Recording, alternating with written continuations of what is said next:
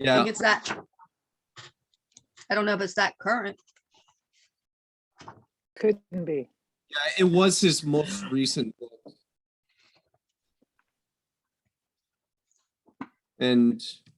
But he also has 3 other novels that he's written, which are very, very similar. And also he's written a few educational books as well. And he has his own he has like a study abroad program where students from the UK go to Africa and study about Africa and are involved in the projects that he's involved in. Oh.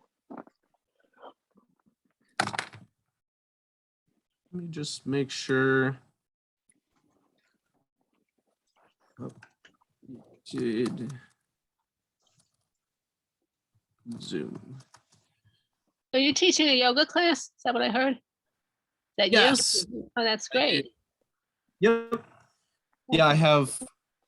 I'm going to start doing a yoga class with Brian PD The end of on April. April 24th. Yep. Right. Yep. That will be my first yoga class. And it is a yoga class for all levels. Anyone can do this class from beginner to a more experienced yoga practitioner. So yes, it's a very gentle, restorative, almost yin-like type of yoga. So Sounds good. yeah. Emily, I just looked it up. The copyright's 2021 on the book. Okay. Published by a company called Old Africa Books, which is kind of cool. Okay. Now, give me one moment here as I just confirm with John, because there's another Zoom link that was changed at some point, and I am just Ali just sent it to us. So I'm guessing maybe John does not have the right one.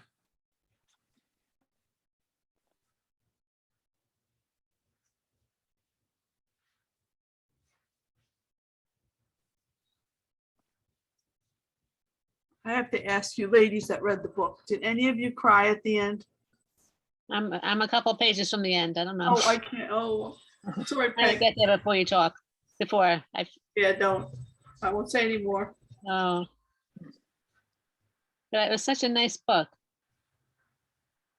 I really, really liked it. In fact, I reread parts of it today because I had finished it almost a month ago. Yeah. What a nice life. I mean, so far. Makes you want to go to Africa. It does, doesn't it? It makes Yeah, it very yeah. appealing. I've never wanted to go before, but after reading the book, it's like, Yeah. wow, Yeah, Me I've too. missed out on something. yeah, I felt the same way, Evelyn. Yeah. My daughter's fiance went on a safari in December and sent back incredible pictures and movies. And Wow. Wow. really astonishing. Oh my gosh. What part did he go? Where did he go? He was in several different countries. I really couldn't tell you where, but the How long main was- safari Oh, ones. oh, oh, oh. It was like 2 weeks. or Safari 3 weeks, or- circle. He was was like there 2 for or 3 3 weeks. Wow, 3 weeks. that's great. You'd appreciate it, Suzanne. He knows that I knit and like weaving. He brought me back a piece of hand woven cloth that the Maasai women wear, and a video of them weaving it. It was really something. Yeah, I know. I Incredibly was so fine. intrigued by the part, there's a part in the book where he goes to a village where women are known for making their pots. And they describe how they do it and everything. It was really, really interesting. It's funny how when you're into something, you go to another country, you like, Look for that. I always do. yeah, But it was so cool. He coupled it with a video that he took of them at the looms. So great.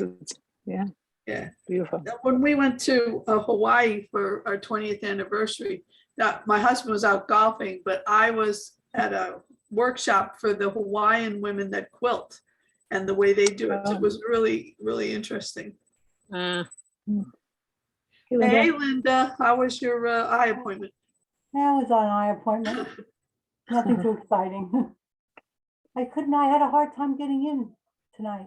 Yeah, Jacob was just saying there was a problem with the Zoom connection. He thought he had two different ones and one wasn't letting people in or something because he's trying to get a hold of the author. Oh, okay, maybe he might be having trouble too. Wow. hey, Linda. Hi, Peggy. Hi, Emmy. Yeah, I'm doing Hi. okay. Hi, Evelyn. Hi, Linda. Evelyn, where do you live? I live by Route 70 and 72. On the way down to the shore, that's the best way to put it, in New Jersey. Had you done Boxing Live before with Stacy, or you just joined through Prime PD? I've just joined through Prime PD. What about you? Wonderful. Where are you I from? started during the pandemic. I live up near Princeton, Oh, okay. but I'd started with all these lovely people during the pandemic. Yeah. Yeah.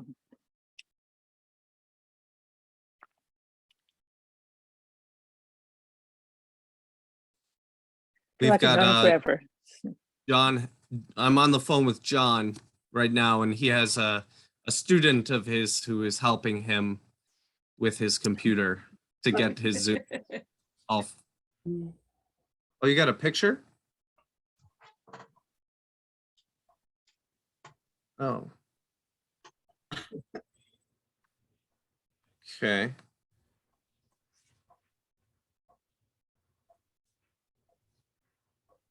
Okay.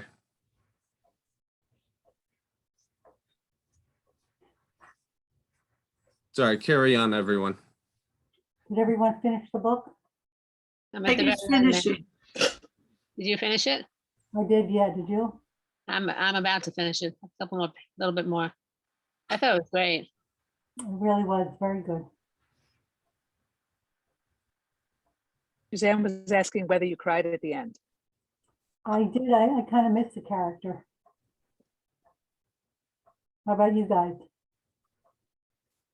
I cried twice because I reread it again today because I had finished it and I wanted to read the last chapter or so again. So I reread it and I was in the kitchen while I was trying to get dinner ready and I was finishing it up and tears were running down my face. Yeah. Even talking about, I think it was so beautiful. It was really beautiful. And But Peggy's not done, so we can't talk That's about all it. right. No, that's okay. Cause and that's okay. I love the book already. I mean, it's just spoiler alert. such I a know. nice way to live. So I talk know. about it. Oh, I'm ignoring you anyway. I thought I was almost done, but I'm not. Keep talking. Well, we can, you can mute us, Peggy. Oh yeah, I'll mute up. I'll mute up. You talk. Well. Oh, okay. She did lower it. Linda, I was wondering if, knowing that you like, drawing and painting and everything, I would like Emmy was talking about her daughter's boyfriend, fiance, went to Africa and he taped a whole thing, a video of the women over there weaving and things for her to see because she likes knitting. And I was saying the section in the book where they talk about the women making the pots. Mhm. I found that was very intriguing. I thought all of it was. I just saw just the way he wrote it with such great detail about every single thing. Evelyn said she never really thought about going to Africa, but now she wishes she would go. I know. I just want to do things. Now you don't know how much. I don't want to be morbid. You don't know how much time you have. You want to really make the best of your life. Yeah. I mean, I know we're not going anywhere any of us soon, but I like to think I am. Yeah. yeah. Well, I felt the way he writes, you almost felt like you were there. Like I felt like I could see these women, using this half pot and modeling this. Yeah, that was towards the beginning of the book, right, Suzanne? About middle, I okay. think. Mhm. Yeah, it was about middle. It was one of his first adventures, I think, when he got back. to Africa when he decided to move back there. I loved his description of the elephants at the end too was like you could just see it. I mean, it was, I think, like, who said his descriptions were so vivid, so detailed. Linda, does it make you want to paint a picture of Africa and the animals? Yeah, it does. Yeah. Oh, do. You should. That would be really cool, Linda. Have to compile some stuff because I don't want to use anyone else's photographs. I have to go there myself. That's a good excuse, right? I was saying, I just got a note that my phone is full of storage, and it's because I got so many pictures from Charles while he was away. He was sending us movies almost every day and just loads of amazing pictures. So if you want some, I've got lots of them. They're interesting because they're not commercial. They're from from his vantage point. Yeah, that's more I important. think if you painted a picture from his All right. description, how awesome would that be to see how you saw that? I that's think he would real. even like that. I think All that's- right. Thanks for the- Perfect timing. Oh, here he is. Perfect timing, Stacy. I know, right? I just got home. Okay. John just got in. Hi, John. Hi. John and Jacob, are you lookalikes here? What is this? Oh, no. he's Related.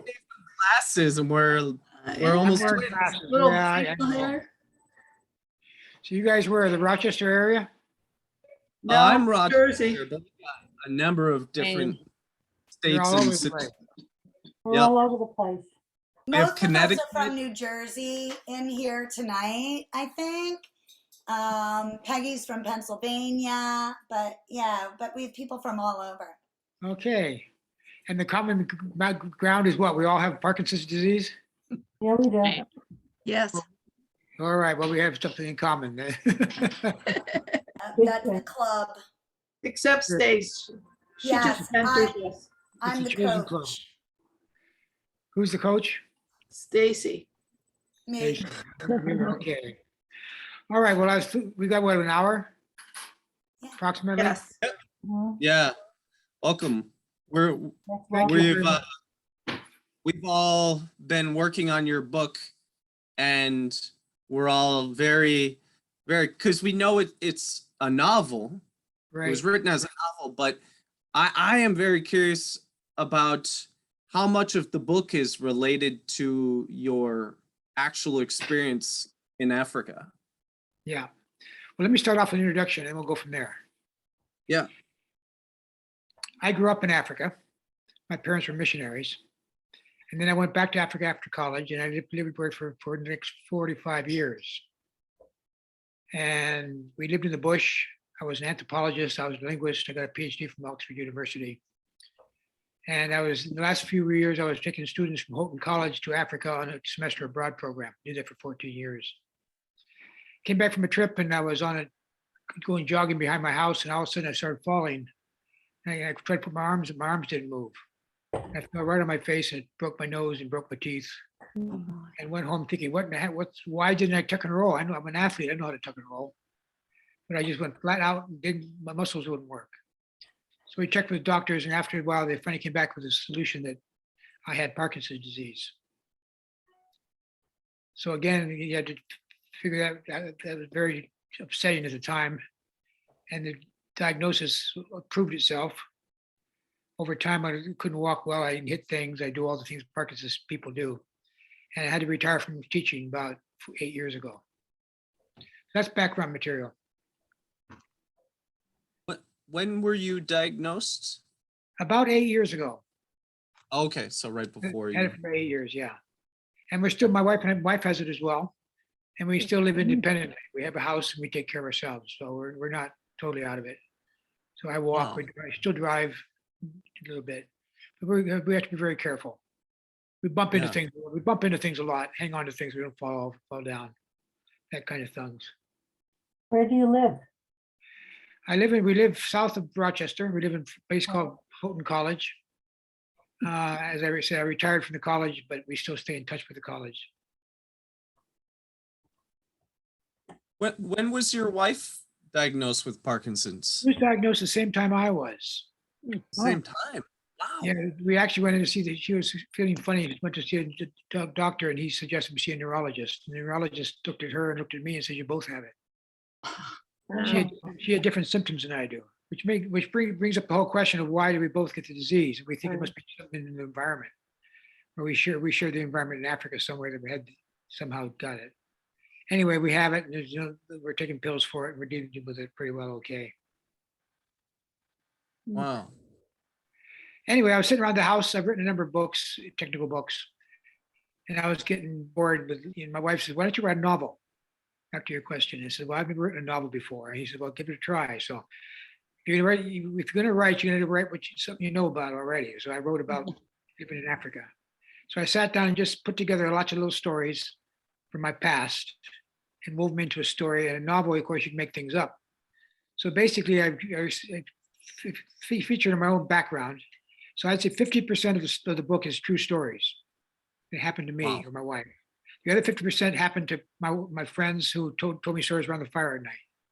So the book is based on all true stories, but it's woven together in different ways that two stories come together and make one story with different characters. And we have the freedom in a novel of writing what you want to write. So you can put things, and lots of flashbacks, as you notice in the book, where he refers back to what life was like back 20 years ago, where a certain lion came into camp or whatever. These stories are true stories, but they've been woven together in a different way. But the purpose of writing my book was to try to tell people with Parkinson's that you can still have a good life, a full Right. life. That came through very, Definitely very does well. that, yes, So the book is meant to be uplifting. It's supposed to be interesting. It was definitely. It was very. inspiring. It was Yeah, a definitely. great read, an easy read, and you can tell you're an excellent storyteller. Well, thank you. I grew up with a father who told stories around the fire at night in Tanzania.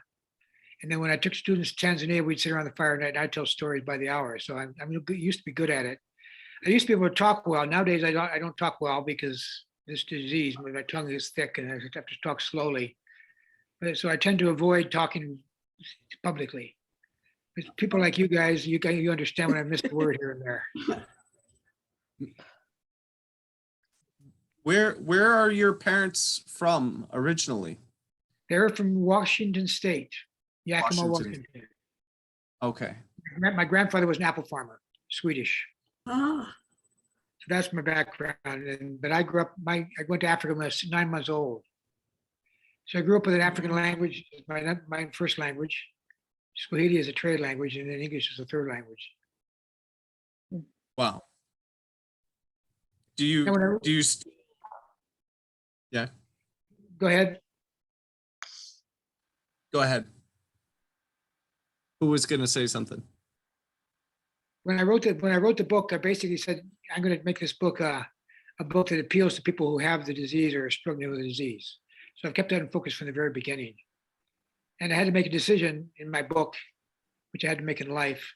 Where do I want to spend the last years of my life? Do I want to spend my life in an old folks home in the States, being taken care of by a group of people, or do I want to be back in Africa? And to me, Africa was home. And so in the book, I made that decision for the old guy, Carl, to go back to his roots in Africa. I'm not Carl, but actually, if you read between the lines, I am Carl. A lot of the stories are Carl's stories or my stories, but I didn't want to put it out too much in the audience. I have a question about Carl. Can I ask a question Pardon? about Carl? I wondered how Yes. long was it from the time he went to Africa from the time he died?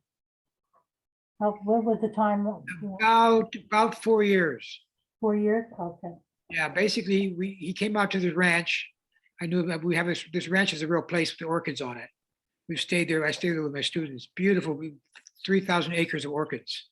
These are ground orchids and wild animals, and that Carl used that as his base. Mhm. And the people who took care of him were Africans. They were African people that he knew that from his friendship days. Juma, his right-hand man, was his truck driver. And basically, there's 4 things that he focused on, which I focus on in the book all the way through, which I'm sure you picked up on. For as Parkinson's disease patient, I didn't want to just sit around and die. I wanted to live. So number 1, we focused on exercise. I went out and walked. Actually, I did. Carl went out and walked every day in the orchids, and then he walked in the afternoon as well. And he limbered up and got unstiff. You know, but still, I have this. You get stiff if you don't exercise. And it loosened him up, and he really worked at it. Then he also worked at eating properly. He lived in a place that had no meat. He lived on vegetables and spinach and collard greens and all that kind of stuff, which is good for his diet. And then he basically used his brain. The best way to stretch your brain is to use it or lose it. And so his cases, he used it by working on Swahili, which was a language he knew before. And when you work in a second language, you have to use your brain a lot.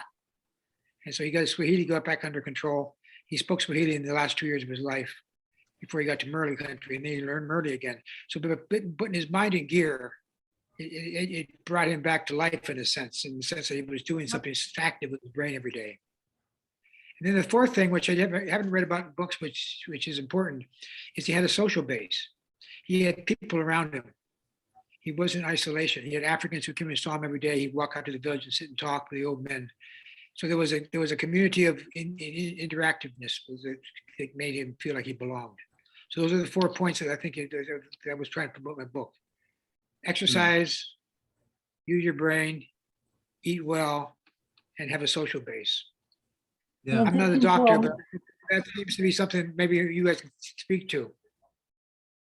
I was gonna I say, think in they're all, addition- go ahead. Linda, go ahead.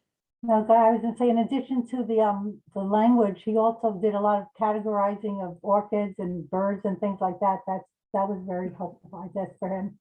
Yeah, I was always a lover of zoology. I grew up in Africa, and I taught courses in zoology as well. So I was everywhere I went in East Africa, I saw something new and exciting. So I was categorizing orchids, making lists of stuff, using my brain, get some Yeah. reason to get up in the morning.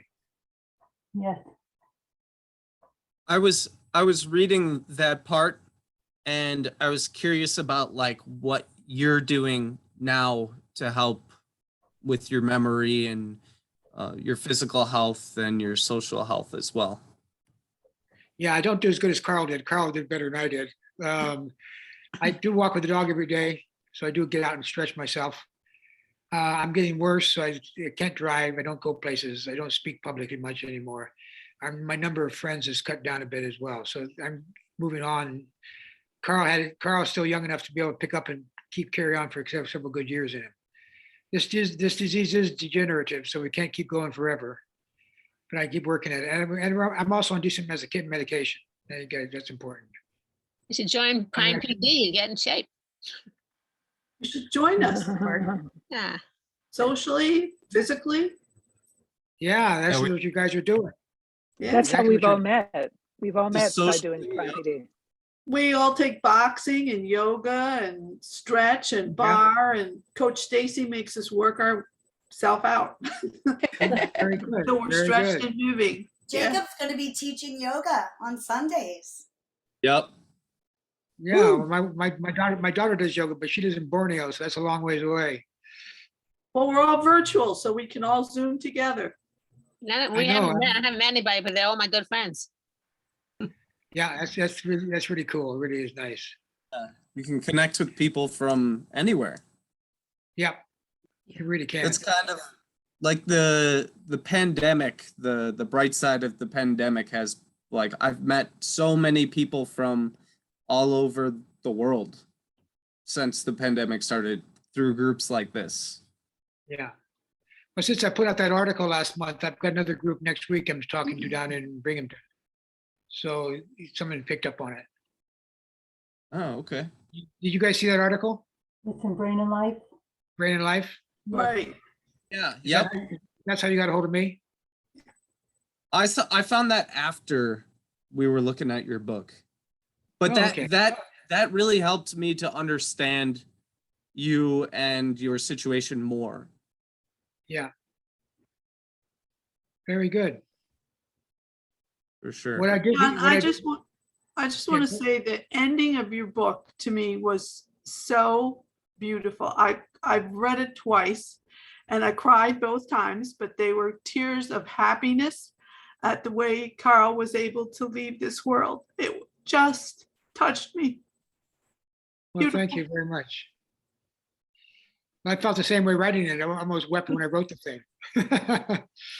And I think it also makes us, or myself anyway, want to make sure that components of that are, there for me. Wow. People Yeah. that love you and care for you. Yeah, in his case, it was people from another culture. Yeah, which even made it more kind of poignant in a way because they came together in such a beautiful way to celebrate him. Yeah, yeah, they did. I We was did- telling somebody about it, and I grew up in Wisconsin, and kiddingly, my husband said to me, "Does that mean you want to go back to the farm? Is that where you want to go?" I'm Maybe not sure so. about that. Not a bad idea. Well, you're an author too, so you wrote your book, and I did, yes. you're laying your little stones too. Yeah, thank you. Maybe we'll read your book. I've read, there's four other books out there, which most of them focus on the Murley people. The end of the book is about the Murley. My wife and I worked with the Murley for 20 years as Bible translators. And we learned the language and we translated and we made all these friends. And so I worked with some of these people were all real people in the book. Seeing the elephants, is that something you experienced yourself, John, or is that something you took from someone else? I did not see the elephants. Those elephants exist in that forest. I was told about them, and there's one hunter that's seen them, and he told me about them. So Wow. I put that in. But I myself did not see the elephants themselves. The only other thing that's not true in that book is that the big cave that he found, the Right. cave where Mm. they drew the Uh-huh. paintings on the wall. I visited a number of caves, but that one I put together the best caves, made one beautiful cave out of it. Right. That cave itself did not exist, but I Mm. have been in a number of caves that did exist. Wow. Did But you Go ahead. did you climb the mountain in real life? The one where the cave was? Yeah, you had to like get to the cave and you had a guide who had to take you Yeah, there. my daughter did that. Your daughter. Wow. My okay. daughter climbed, she went to Ethiopia when they have these monasteries and they have this little church on top of a spire of rock. And she had to climb up this rock 300 yards hanging on, drop off on both sides, just so you could pray in the church at the very, very top. Wow. So she did it herself, and talked about it. So I just took her story and worked it into mine. So again, it came from a true incident. The rest of these stories are stuff that really I experienced myself. The lions stories and stuff. Lions, by the way, if you picked it up, are the metaphor for Parkinson's disease. Yeah, You got I that. did. Mhm. That's what I was wondering. So I sort of playing between the two. Lions on the prowl. I mean, these diseases, Parkinson's is on the prowl and it's getting at us. And so we got to sort of fight back. Right. We met 2 weeks ago and we were talking about that. Yeah, okay, good. I like telling stories. You're Yeah. very good at it. Yeah, very descriptive. Well, thank you. I liked your comparison in the end too to the biggest elephant, like yourself. Like you could see in yourself the way this elephant was struggling towards the end, and you related that to your own experience. Yeah, I thought that was very just sort of hanging on there at the end. yeah. And then I didn't want that elephant to become a trophy. Someone shoot it. I wanted the elephant to die in peace. Right. And that was good, as it should be. And your descriptions of all the people, the different cultures within Africa. Evelyn and I were talking at the beginning. We were saying we never had any desire to go to Africa, but after reading your book, we like move that up on the bucket list, you know? Well, Yeah. I highly recommend if you have the money to go take a safari because they do it right. You can see all these beautiful animals and stuff and they take care of you at the same time. So if you can still move your bodies around, it's worth going. It's spectacular. And I had the privilege of taking college kids to Africa every semester and they fell in love with it as well. Dozens and dozens of my students now ended up in Africa. When was the last time you were able to go yourself, John? We went out for the last program I ran was 2014.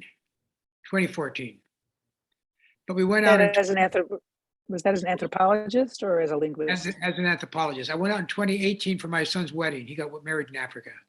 Oh, wow. So he got married out with the animals. There was animals walking behind the wedding party. Wow. Very cool. That's amazing. So That's the your last children time I- have a love of Africa too? Yeah, 2 of them are there. One in Kenya, one was just came out of Mozambique, and my daughter is out of Borneo. So they're all overseas. Wow. Wow. We don't get to, that's the only bad side of our living in America is we don't see them very well. But we are talking to them on computer every day, so that helps. Yeah, that does. Did How they many come kids- back to this country for college and then return as you did? Yeah, they all returned. They all got master's degrees. Lisa got a PhD, and they all went back. Wow. Any grandchildren, John? 3 grandchildren. Jeff, the second child who works in Nairobi, has three girls, 10, 8, and 6. They go to school in Nairobi. That must be hard for you not to see your grandchildren in person. It's a little hard, but it's the same thing we can see on the computer, which helps. Yeah. And Mike has one little boy. He's 4. He lives in Germany. Oh, wow.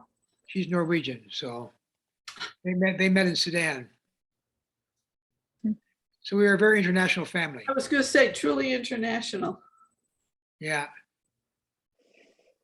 I don't Do you- speak. Go ahead. Do you still have students that are going through your program? Yeah, they're going through the program. The program has changed a bit.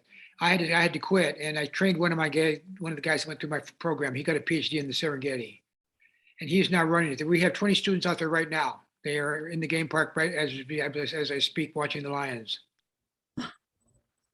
Wow. So they're actually doing it, and that program hopefully will continue to run in the years to come. You have to be a student. You have to be a student at Houghton, or Yeah, you have to be a student at Houghton. Sorry. Can we Yeah, that's- volunteer? That's one thing I've been mad at myself for not having this disease, because I love to take people out. And right now, I would like nothing better to take 10 people on an airplane and go out and look at the animals for two or 3 weeks. You should take a Wow. Parkinson's group and In a go. Parkinson's party, right? The Parkinson's party, Yeah. that'd be very popular. yeah. Exactly. You'll be fine. Can you imagine the airplane ride? Yeah, we're all flapping ourselves all over the place, Everyone is- Be a lot of bathrooms. trying to get One the of the bathroom door people open. in our community, I don't know if you guys remember, Sid, his last name was Greenwald, I think. He was from Colorado. He had a bucket list trip dream to Antarctica. Yeah, And I got a message from, he and his wife sent me a message a few weeks ago that they were on the trip. Oh, wow. Wow. It was such an adventure for them. And I just reached out to them yesterday to kind of check in to see how they're doing. Did they get back and everything? But, you know, he's had Parkinson's for, I think, about 8 years.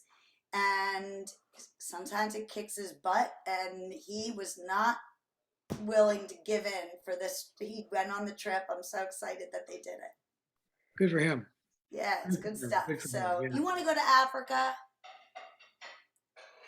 Go. We're It's game. it's still there. My problem is walking. My problem is restless leg.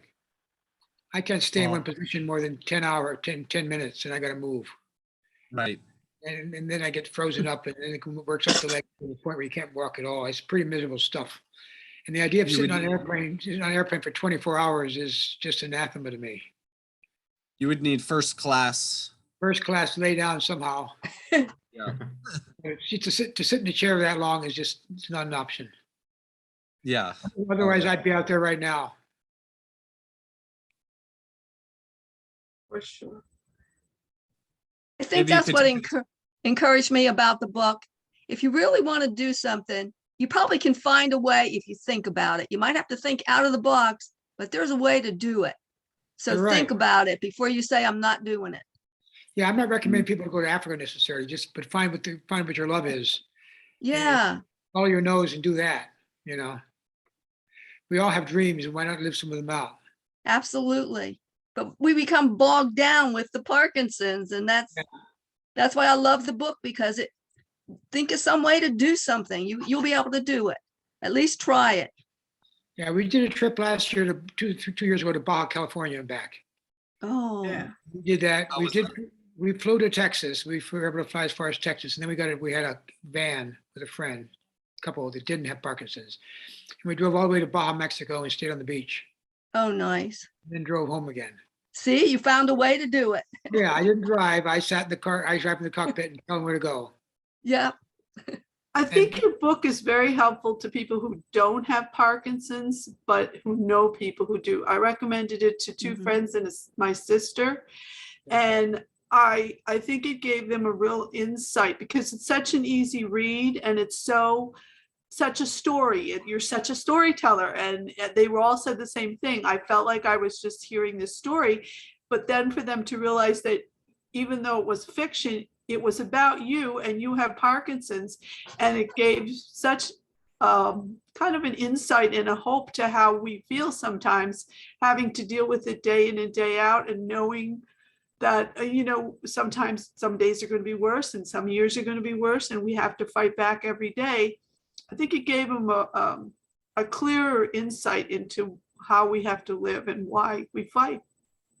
So I thank you. Well, thank you. That's a very good point. It's one I'm very well aware of. I've had a number of older friends of mine write me and say, we bought the book for my uncle. I bought the book for my grandfather because I didn't realize what was going on here. It did give them an understanding, and it got away from the medical jargon and just talked about practical life. Yeah, I think probably movement disorders specialists and neurologists should read it too. Yeah, I did send it off to Michael J. Fox, but I never heard a response on it, and they didn't respond at all, except that they didn't want to do anything with it. But I thought it might be useful for those people on their list. Knock on their door again. I sometimes say it takes 9 knocks in the head. It takes the right person too. It takes the right person to 7, 8, 9. Ah, there we go.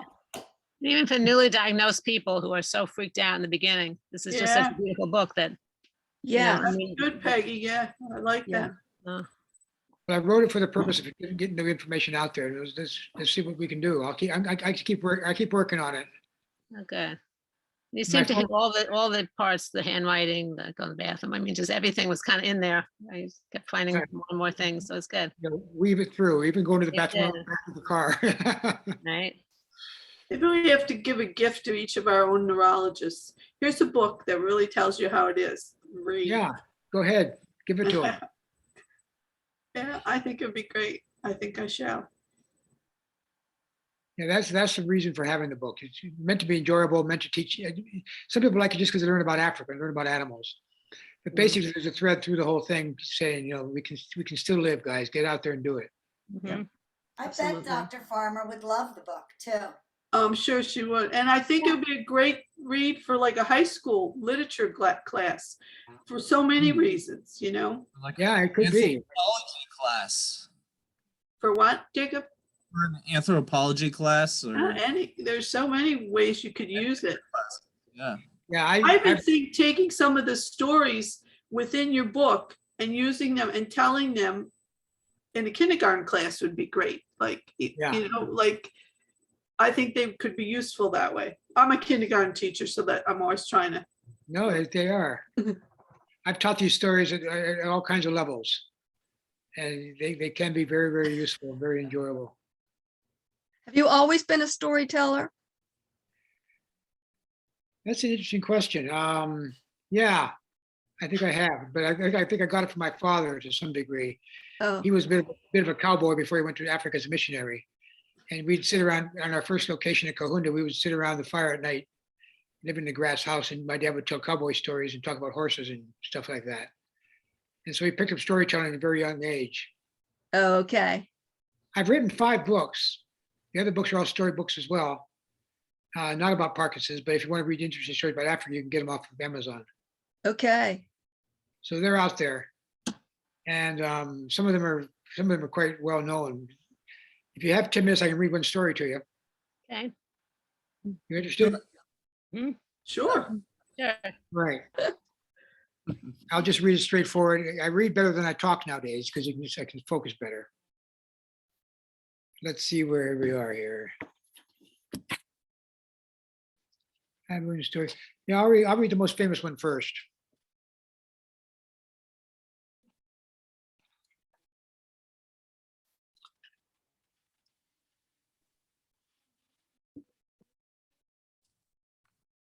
All right.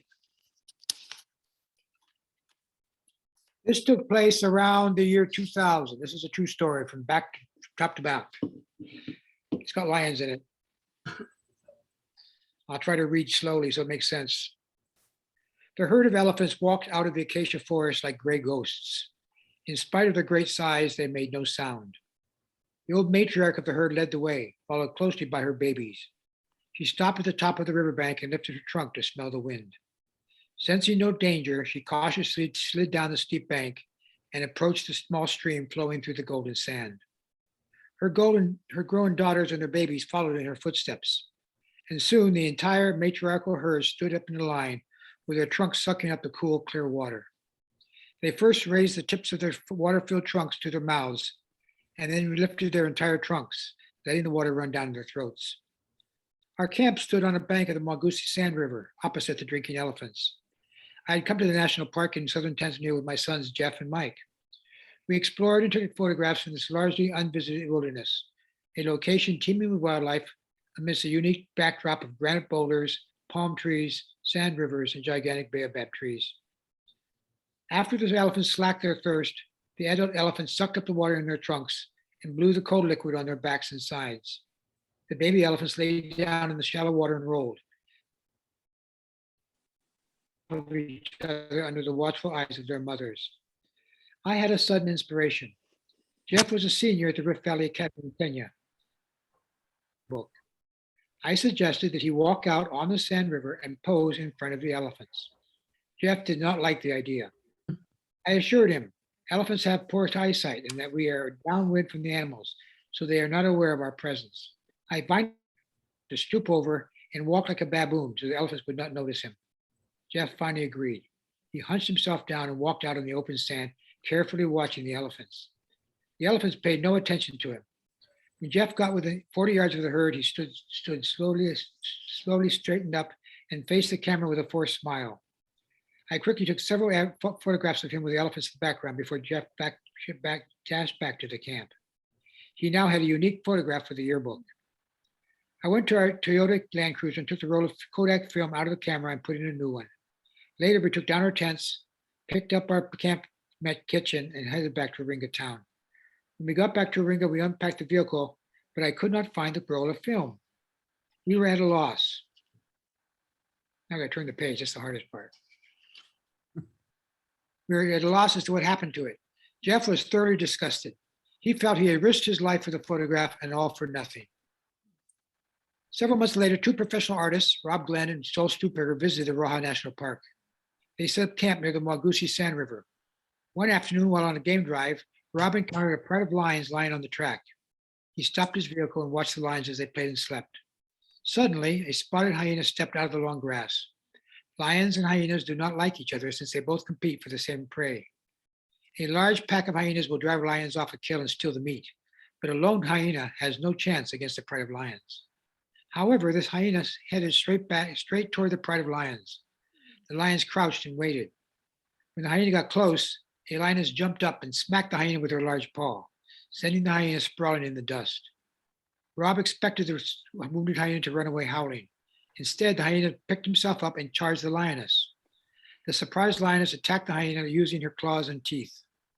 The hyena went down badly wounded, but struggled to his feet and again attacked the lioness. This time, the furious lioness finished off the hyena with a strangling throat hold. Rob was intrigued by the entire event. When things settled down, he started up the vehicle, drove slowly around the pride of lions, and headed back to camp. He told Sue what he had seen, and they tried to understand the hyena's odd actions. The next day, Rob drove down the same track. The lions had gone, but the hyena carcass was still there. It had already started to rot and stink in the hot sun. The following day, Sue rode down the track and saw the rotting remains of the hyenas. The beetles and flies had done hard work, and there was nothing much left except a mound of bones and matted hair. But then Sue glimpsed something yellow. Being a curious woman, she stopped the vehicle and poked the hyena carcass with a stick. Inside the stinking mess, she discovered a dirty, dented roll of Kodak film. Gingerly, she picked it up and placed it in a plastic bag. Later, she handed the roll of film to Jeff Fox, who owned one of the lodges at the park. On his next trip to Dar es Salaam, he took the film with him and found a photograph shop willing to process the film. Amazingly, the film was still good. and Jeff received a set of color prints with photographs of a blonde-haired boy standing in front of a herd of elephants. There was also a photograph of a white Toyota with the numbers of the license plate clearly visible. When Jeff returned to the Rohan National Park gate, he looked through the logbook of the entry. He matched the license plate numbers to my name and got the photographs to my son, Chris.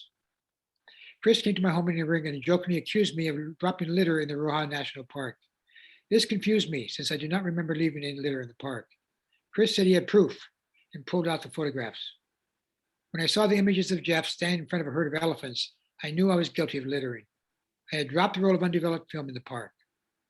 When Chris first told me the story of finding the film in the summer for hyena, I seriously doubted him. This could be one of the greatest hoaxes of all times. But over the following months, I talked to each of the players separately and finally came to the conclusion that Sue did truly find my roll of film in the stomach of a hyena. I did not tell my son Jeff. In July, I spoke at the commencement service from a graduation from high school. I talked about the privilege of growing up in Africa and emphasized the unique things that can only happen on this great continent. I told the story of Jeff posing in front of the elephants and my losing the film. Then I told the audience about finding the film inside the hyena. At the end of my talk, I handed Jeff his senior pictures, a little late, but uniquely developed in the stomach of a hyena. That story has bounced all around East Africa. Wow. The fact that a park with 10,000 square miles, and this hyena happened to swallow the roll of film just the same time we came by, and the hyena got killed by the lions, and I picked it up. So we get some crazy stories in my books. I can't read any good. I can't read good anymore, guys. I used to be a speaker, but I just sort of, the tongue goes faster and faster and slower and lower, but that's part of the game, isn't it? Yeah. Don't stop speaking though, because you're still good. You're Oh, good. so much Yeah. to say. and Oh, so much yeah. to hear. You still heard me anyway, right? Yes. Completely. It was fine. completely. Okay, Still got it. 100%. Mhm. good. Yeah, keep working on it. Yeah, I have to really Yeah. work at it because I tend to, it's like walking, when you start to walk with Parkinson's, you start to walk faster and you lean forward, I lean forward, and I start to walk faster and faster. I got to slow up and mentally slow down and walk with a swinging pace. When I speak in a talk like or reading like this, I tend to start to go faster and faster. And I have to start saying, whoa, slow down. You're going to run out. It's just part of the game. It's something I have to work at. Yeah. So when they talk about me speak at church or something, I said, sorry, guys, I'm not going to do that one. But reading to friends is fine. We all have to do that. We have to think before we do anything anymore. That's part of the process. It is. Going right or left, I have to stand, my muscles don't move after they're frozen. I have to tell my muscles, you got to take a step here. Come on, move your leg, move your leg. Yeah. Finally it moves. So you guys saw me in the car on the way home I was seeing my father. And my dad lives about 45 minutes from me. And some of you that know me know that my dad was sick this summer and he almost lost his leg. And the amazing doctors saved his leg. And he has been in rehabilitation since September. And he taught himself how to drive again. And he is walking and doing really well. But, that's what he said, Suzanne. He said, even though he's taught himself how to drive again, he's very reluctant and he moves a lot slower and he has to think about moving his leg. Like it's Yep. not as automatic. Yep. And so I was talking to him tonight and I could, I talk to you guys all the time. And so I could understand. He's like, really has to think about moving his foot from the gas to the brake to the gas kind of thing. Yep. But the more he practices, his wife needled him until he's practiced twice a day for 20 minutes driving around the neighborhood. And I hate to admit it, but she was right, and it really helped. That's neat. So practice. Yeah, about a year ago, I stopped driving because I was wavering down the road. My right hand is stronger than my left. So I wasn't in any danger, but I was not comfortable at all, and I stopped driving. This year is different. This year, I practiced. I use my thigh for lifting my leg up, and I do it. It's become automatic again. And so I can now drive to church and the store and all that kind of stuff. I don't go downtown, but I can go back out in the country. I feel quite comfortable. So this disease goes through stages. You go downhill for a bit, and all of a sudden you sort of at least I recoup for and do pretty well for a while. Mm. I'll have good weeks and bad weeks. Yeah. And you never know. No, you can't predict, can you? Right. Surprise, surprise, surprise each day. That's right. Ways of life and keep a positive attitude. A lot of what I notice with all of the clients that I see is, stress can play havoc on our lives and how our symptoms feel and how we generally feel. So trying to manage stress and anxiety and those types of things in our life with meditation and other, great things like this book club and being together really help to keep us a little bit more calm and manage things smoothly. Yeah, very useful. Good stuff. I have a friend who's going downhill. He's been sick for several years. And he basically says, I try to do two things positive today. If he did 2 things positive today, he's successful. So he sets his goals real low down so he can make it. He feels good about himself. It's important. Yeah. I bet writing your book was so therapeutic for you. You said that this was your first Parkinson's related book, but I bet like telling it and relating it to Parkinson's was really helpful for you in your Parkinson's. It was very useful. Yeah. The other books I've written are sort of history books and anthropology books and more academic books and some story books. But trying to hook the thing to Parkinson's was a whole new level. And yeah, basically everything I read about Parkinson's, I could put into my storybooks, and I could find stories from my life or someone's life that could fit. And it was very therapeutic. It took me about 6 months to write the book. And it was, I just do a little bit a day, just one little short story, and then put it together was fun. And I could tell when I was writing it, I had an audience out there. I figured, what is it? They say over 1 million people out in the United States have Parkinson's. So I figured someone might want to read this thing, so make it good. So I did my best. It's very good. Did a good job. Great job. We're trying to encourage, Linda's a very good artist, and we're trying to encourage her to draw a picture, paint a picture of something from your book for us to see. Linda, I really think you should, like how she could see it in her mind. Yeah. Wouldn't that be great? Which one's Linda? That's me. Linda's right in the middle with the glasses, dark hair. Linda, raise your hand. Okay, gotcha. All right, Sue, don't put too much pressure on. Yeah. I go to an art club every week, one afternoon a week. And I do scratch art. I do animals they scratch African animals. Oh, wow. It gives me something Can to you do. share some of those? Do you have any? Do you have any of those to share? You want to wait 2 minutes? I'll take it off the wall. How's that? Sure. I'd like to see. Over it's I will. painted and I will return with one picture. Okay. Great. where it's like painted and you like scrape a picture off. I don't know. Is that what scratch art is? I'm not sure. I thought you meant just like you have those cards of the My color. grandchildren do those, right, Peg? They Yeah. scratch off and they make Right. something. It's Like all with a pink, popsicle black, stick and then or- there's colors underneath. I don't know. Yeah. Yeah. We used to do that in grammar school where you put the crayons down and then put the black paint over it. Yes. You remember, I do, yeah. now they sell whole pads of paper like that, Linda. Or pre-made, yeah. Yeah. It's such messy fun to do that though. Yeah. Okay, I'm back. Oh, that was fast. That was good. You're quick. Now hold this up. Now there's a chapter in the book about going back in the white-eared cob, the antelope. When he went to live with the Merle, he saw this giant migration of animals. Mhm. Those are real animals. These are the white-eared cob. Here's one as a scratch art. Oh my Oh my word. gosh, it's beautiful. Wow. Oh yeah. my. Oh wow. Wow. Basically, you start with a black screen and you scratch it down to the white. So you can see every hair. That's Jeez. magnificent. Beautiful. That's amazing. Beautiful. You can see, Wow. And that's from memory, like how you did it? I work from memory or pictures, photographs. Wow. That Wow. herd of antelope had 2 million animals in it. Wow. Talented. Is, Impressive. Wow. is from your book, one of the animals from the book that you were talking about? Yeah, white-eared cob. Yep. Remember Okay. the migration, the animals came by, they speared them and coming through the river? Mm-hmm. That's the animals there. When we first went to Sudan in 1976, this herd of animals had not even been discovered.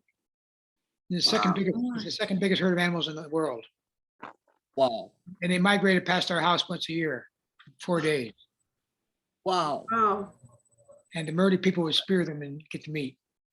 Anyway, that's what I do for recreation, draw Oh animals. my word. wow. If you could still do that, you have really good capabilities in your hands. Well, That's I'm lucky. My right hand's good, my left hand's bad. So luckily I'm right-handed, so Oh, okay. I can scratch away.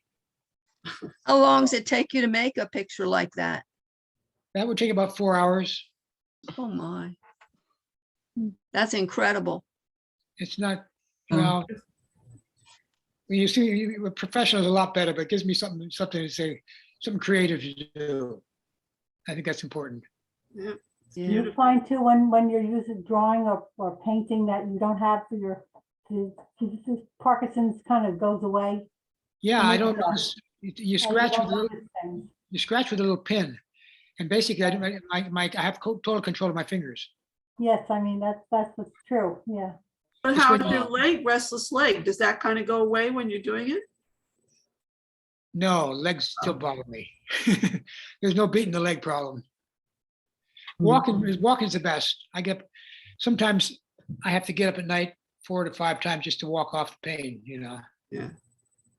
And some nights are better than others, but that's just what you have to live with. But no, the right hand seems to work. If I hold my hand up, it'll quiver. But if I working on scratching something, I can control it. Yeah. So I've done about 30 animals like that. Wow. 30. Wow.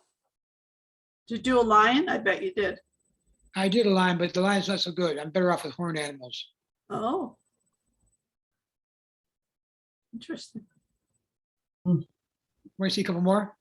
Yeah. Yeah. Sure. Shara, bring up the other two, will you? I got my college girl. Just holler and let them do the running. Yeah. Dara grew up in Tanzania as well, so she puts up with me.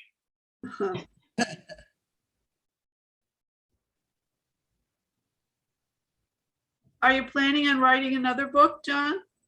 Do this one first. Okay. No. Now, this is the eland. Remember the eland, the big thing that jumped over the rock? Yes. This is the eland head. Oh, You can Wow. get it right. Gorgeous, Wow. beautiful. Wow. You see it? yeah. It's gorgeous. That mighty animal weighs up to a ton and can jump over an 8-foot wall. Wow. Wow. Big, beautiful animal. All these animals have twisted horns. Try to get Wow. it. Now this one I So- reversed it, but I did those are you have a black background and you scratch it white, right? This one I did just the opposite. This one I just scratched out the background, left the black where it was. Oh my. Oh, This is a Wow. reversal. You got to think twice now because the black is the animal. On the other one, the animal is white. Mm. So it's a Well, reverse that's good picture. for your brain because you got to reverse what you're doing. That's you reverse what you're doing. That's right. Only one of these. The teacher had never seen it done before.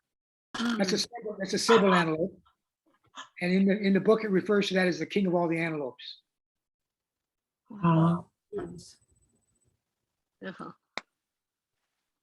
Amazing. Something to keep an old man busy.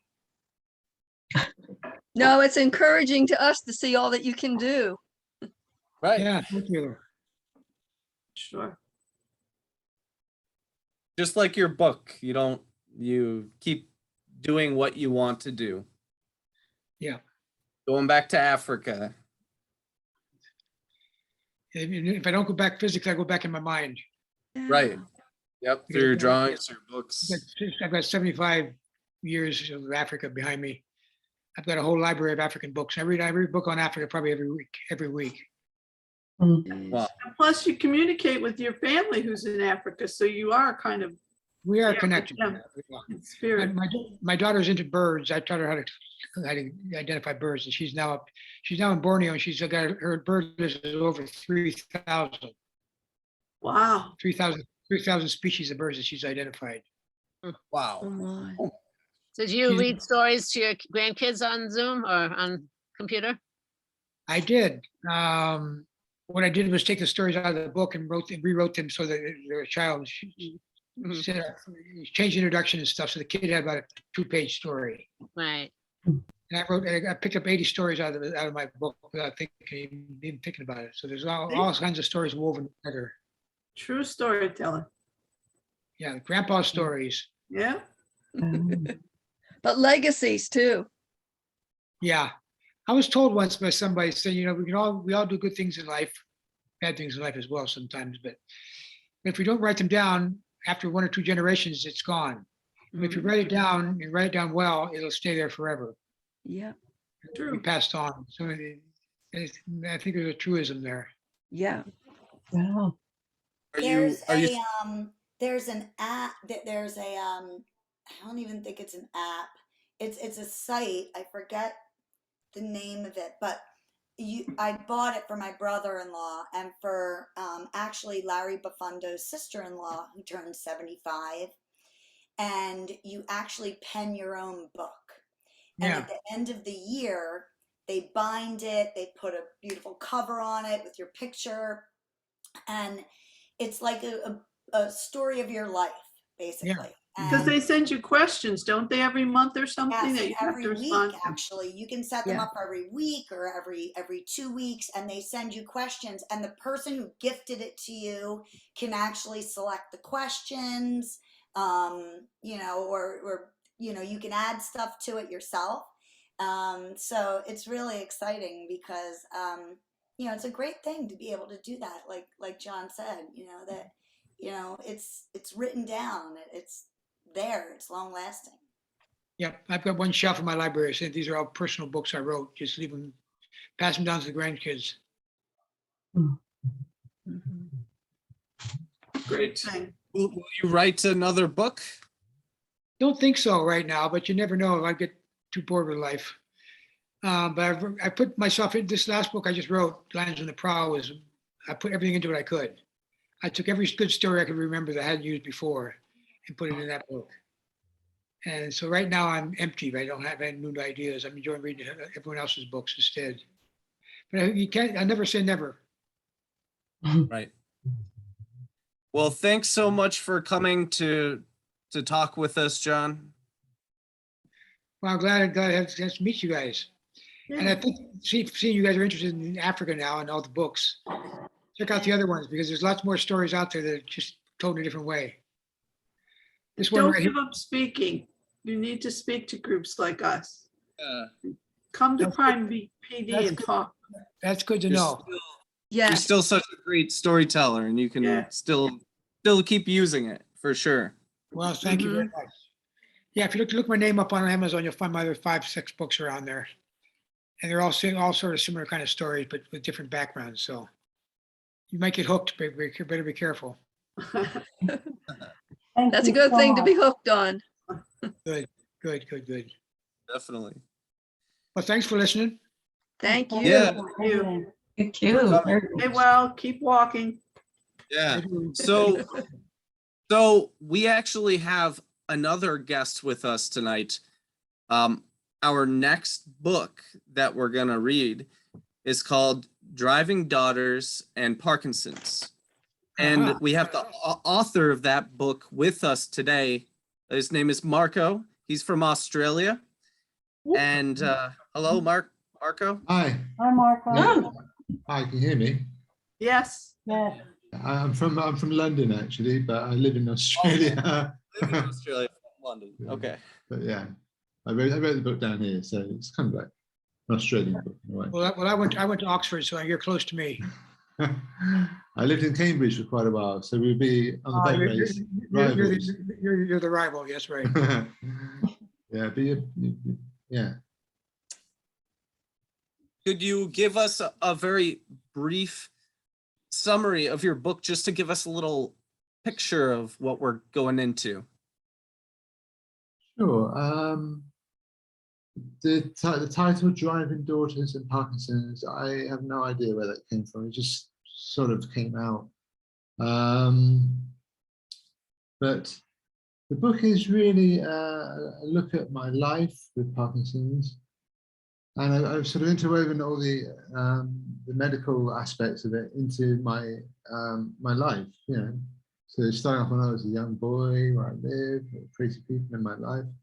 Well, it's a very, very entertaining book, but there's also a lot of information in there about how I was diagnosed, how the disease progressed for me, my dose, my medications I took, what problems I had with those medications, or one of them at least, all the way to having DBS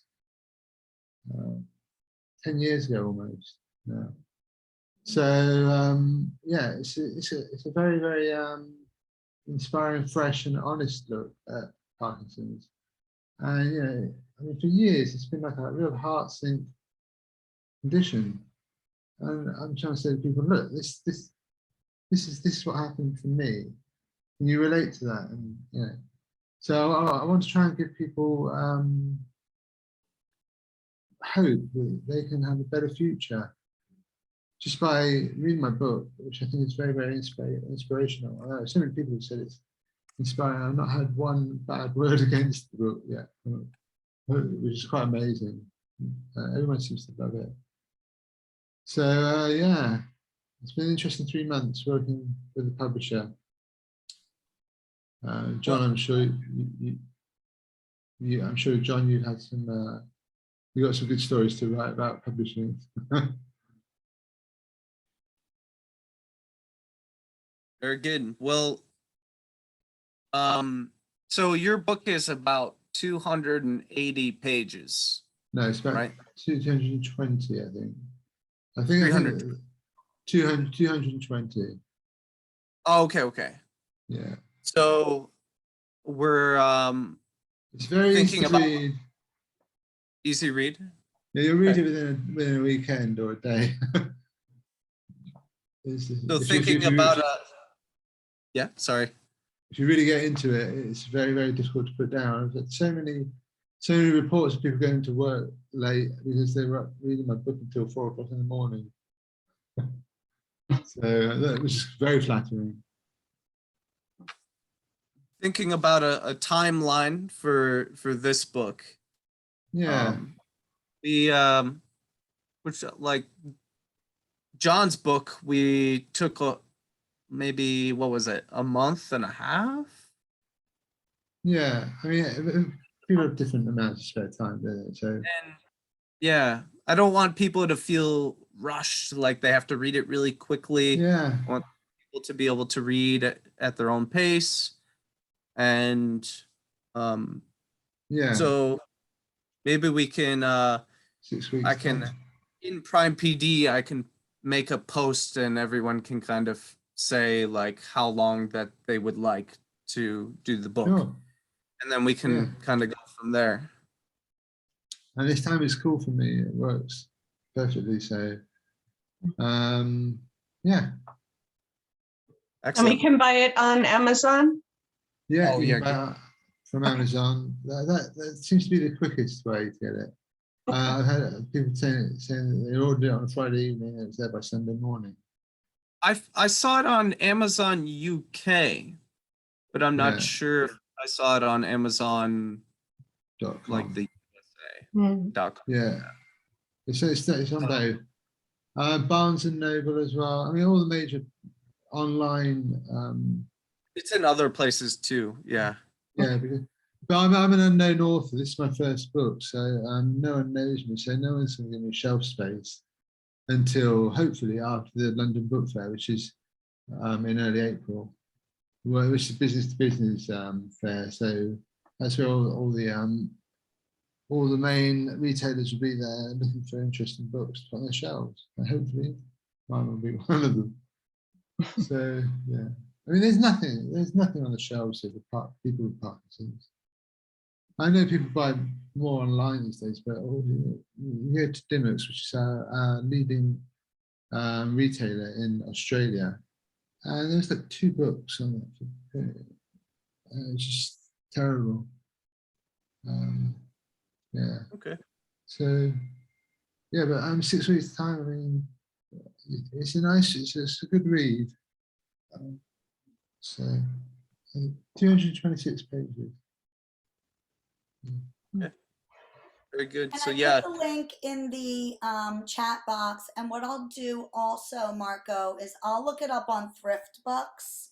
I know that a lot of our members do shop on Thrift Books and see if it's on there.